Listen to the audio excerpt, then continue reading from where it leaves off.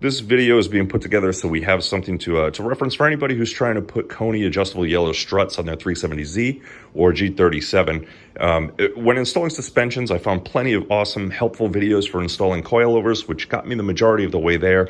But if anybody's familiar with Konis, there's a little bit more nuance because you have to reuse some OEM parts. On top of that, I did run into some trouble with the install in places I just didn't really expect. So hopefully this video will help you out with that. Now, I've already installed the fronts, so I'm not going to go over that. That was fairly straightforward. Everything that you're taking off of the OEM was straightforward. So you're going to use the dust boot, you're going to use the bump stop, you will use the top hats. Obviously, you'll have your own spring, or you can reuse the stock ones if you chose. It comes with a hardware pack, and that was a little bit unclear to me with what they send. I chose to just use a washer and the nut that came with it because that was the configuration on OEM, but it also comes with this plastic ring. And what this is for when the strut collapses all the way, you don't want the dust boot to hit this piece here, the shelf, and create suction against it. At least that's what Koni says. I've never known that to be a problem, but by putting this on there and it having this notch, it alleviates that problem. And just so you can see, this is the top of the front strut. And like I mentioned, it's just the nut and the washer that came with that hardware pack that I used, as this was the configuration for OEM. And onto the rears, you have your lower strut bolt here. You have your top strut nuts that are 12 or 14 millimeter. And then if you're changing out the spring, which I am, you need to grab this bolt out of here so we can pull the spring perch downward. All right, so that bolt actually broke loose very easily, came right out. Bushing actually still looks pretty decent, but we're going to go ahead and change it anyway since the other side was already changed. I'm going to put a jack underneath the spring perch and jack that up a little bit just to alleviate some tension so we can pull that out pretty easily.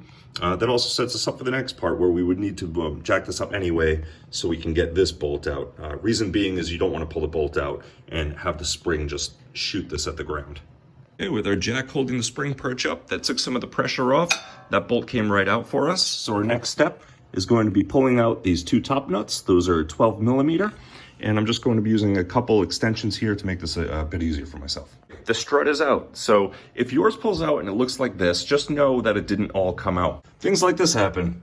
The top piece of the strut is stuck up there. That is just a metal mounting piece as well as a rubber cap that goes on top. You are going to need those to be able to swap everything over. You can't just install the strut right into that for reasons I'll explain later. Okay, the old strut is off the car as well as that top hat, and it's lined up next to the new Koni. Just used a chisel and a quick hammer tap to get that top piece off. Now the pieces that you're going to transfer over to the new Koni are going to be this lower metal bracket, this rubber bushing, this top metal bracket, and then this rubber dust cover. This dust cover that is attached to this cannot transfer over. This already has a dust cover.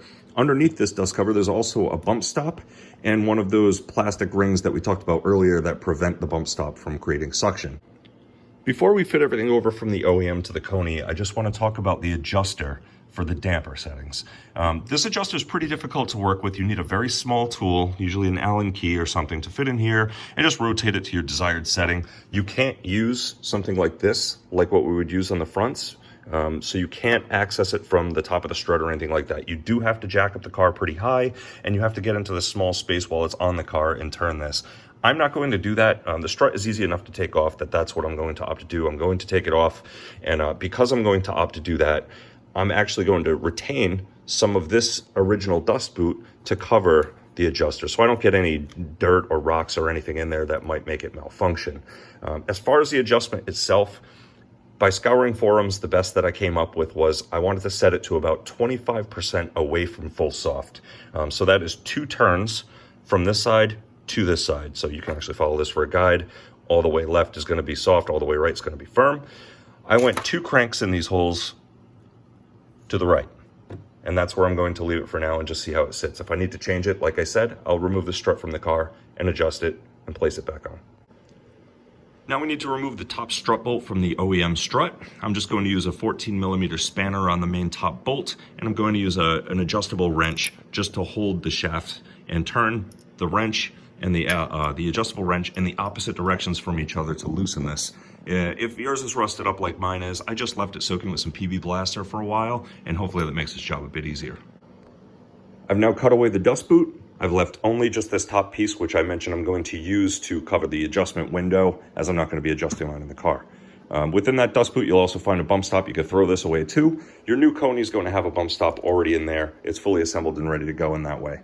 So what you are going to retain in your case is going to be this lower perch, the middle rubber bushing, the upper perch, and the dust boot. And now we're just going to assemble that to the new Koni.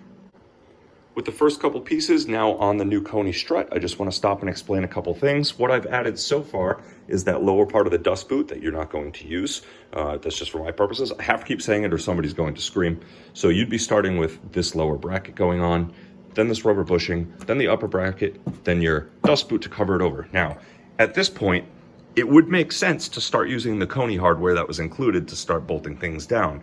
However, if you start bolting this down now, which does make sense because this slides over it, what'll happen is you'll compress this piece of rubber, it's going to expand out the sides, and you will not be able to fit this on as far as it needs to go to get a nice flush fitment.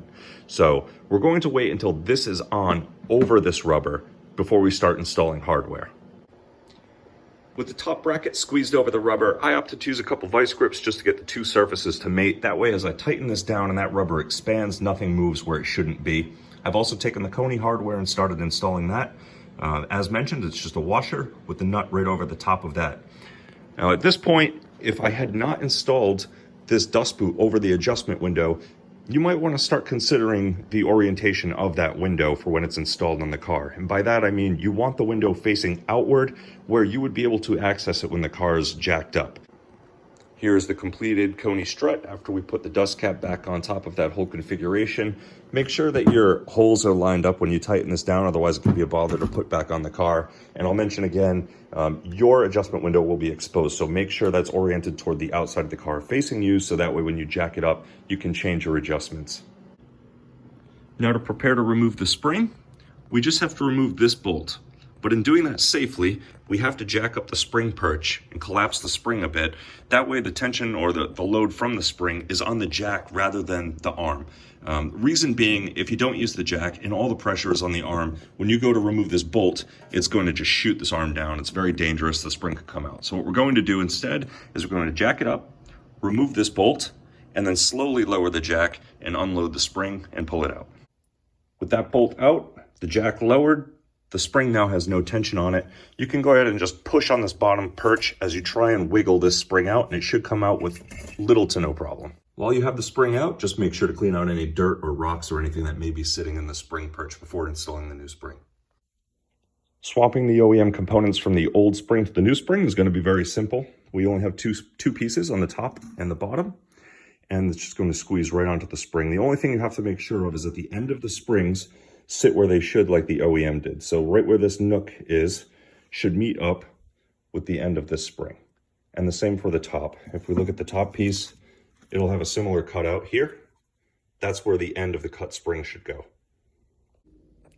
With those two pieces installed, the spring's ready to go back on the car. Just ensure that when you're installing it, this doesn't slide around and end up in the wrong place. This is where it should be sitting, right at the end of the spring. Now we just need to install in reverse order. So again, make sure this doesn't slide around as you're trying to squeeze this back in. But we're going to squeeze it into the perch, make sure the top's seated, jack it back up, add the tension back so that these line up, and we'll slide that bolt in and get everything tightened up. All right, the spring is in. The bolt did take a little bit of finagling to get it lined up. It was a little difficult. I just used a breaker bar to squeeze in here. That way I could get some leverage on that perch to move it around while I tried to line the bolt up. Now, on to removing this bushing, and this is usually a huge pain. A lot of people buy or rent this kit. This is what's called a ball joint press set. I find that this is just too big for me to be able to use it. There's not enough space in any configuration for me to be able to get it where I need it to be and not break anything when I remove the bushing. So we're going to do a do-it-yourself press, which I just got all the parts at a Home Depot. I use a 3/8 threaded rod. This one's 8 inches long. I also got a 6-inch long one for the install. I need a little longer for the pressing it out just because you need to add more components along it. So we're going to use this 3/8 8-inch long threaded rod with a hex head on one end and a nut on the other end. A whole bunch of washers that I just bought in the same section. I just bought them very thick because you are going to bend them. You're going to use a socket. If you don't have a 1 1/16 socket, this is exactly the fitment that you need to push out that bushing without damaging anything. And then we're just going to use this piece from this kit to go on the very end, and I'll show you what it looks like assembled. And here's our do-it-yourself press. So as you see, ton of washers because it tends to bend them and try and pull through a lot. There's a ton of pressure on this. I also greased up the rod, the threads, just because it ends up being a ton of tension, a lot of heat.